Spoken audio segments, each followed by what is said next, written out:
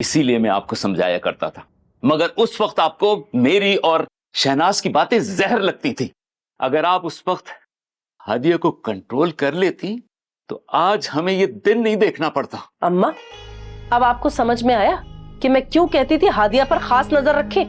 अगर मैं इसके लिए कुछ भी आपको बताती थी तो मैं तो आपको दुश्मन लगती थी ना। खुद समझाए, अगर मेरी अपनी बेटी होती तो क्या मैं उस पर यूं रोक टोक ना लगाती? मगर नहीं, मैंने आज तक इसे जितनी भी मोहब्बतें दी, पाल पोस कर इतना बड़ा किया, इसका ख्याल रखा, सब चीजें रहेगा गई। क्योंकि मैं कभी भी इसकी मां नहीं बन सकी, रहूंगी हमेशा मैं इसकी ममानी ही। वही हुआ जिसका डर था। अम्मा जी, माजी आज अपने आप को दोहरा रहा है। मामू जान, मेरा यकीन करें, मैं उस लड़के को नहीं जानती।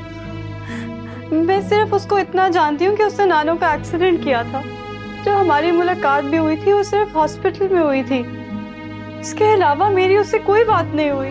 हमें क्या पता हादिया कि तुम सच बोल रही हो या झूठ। लो, सच और झूठ का अभी फैसला हो जाएगा। इधर फोन दिखाओ अपना, मैं देखता हूँ। एक सेकंड। अब्बू, ये देखें, आज के दिन में ही इस लड़की ने उस लड़के को 2 दफा फोन किया है। 2 दिन पहले भी बात की है। वो उससे सिर्फ नानो की तबीयत पूछने के लिए कॉल की थी। अच्छा, तो 2 दिन पहले किसकी खैरियत मालूम करने के लिए फोन किया था बेटा?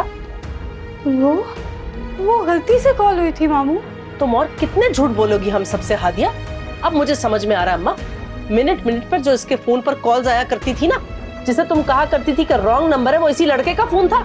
तुम उससे न जाने कब से बातें कर रही हो, इस हद तक कि आज तुमने उसे यहीं बुला लिया। शर्म भी ना आई तुम्हें? मैंने उसको घर नहीं बुलाया मामू। आप खुद सोचे, अगर मेरा उस लड़के से कोई ताल्लुक होता तो मैं उसको आज ही के दिन बुलाती, जिस दिन ये सब मुझे देखने आ रहे थे। क्या इतनी अकल नहीं है मुझ में? हादिया, हकीकत तो ये है कि तुमने उसे बुलाया ही इसलिए था कि आज जब रिश्ते वाले यहाँ पे तुम्हें देखने के लिए आए हुए, तब वो उस लड़के को भी देख ले और दोबारा यहाँ मुड़कर ना आए, ताकि तुम्हारा वहाँ रिश्ता ना हो सके। और यही हुआ, वो लोग चले गए। अब आइंदा कहीं और भी तुम्हारा रिश्ता नहीं हो सकता। तौबा तौबा, कितनी बदनामी हुई तुम्हारी वजह से, हमारी अंदाजा है तुम्हें? मैंने कहा था, मैं आपको कब से कह रहा हूँ, ये लड़की सारा दिन फोन पे लगी रहती है। लेकिन नहीं, आपको वो नजर थोड़ी आता है। आपको तो सिर्फ मेरी गलतियां नजर आती हैं। इतने सालों की इज्जत आंख में मिल गई। मेरी ऑफिस में कितनी बेइज्जती होगी जब बिलाल भाई जाके वहां पे। अम्मा जी, ये बात मैंने आपकी बेटी के बारे में भी समझाई थी, उस वक्त भी आपने नहीं समझा। और आज ये नवासी वही गुल खिला रही है। हमारी इज्जत का जनाजा निकाल दिया इसने। नानो, मैंने कुछ नहीं किया।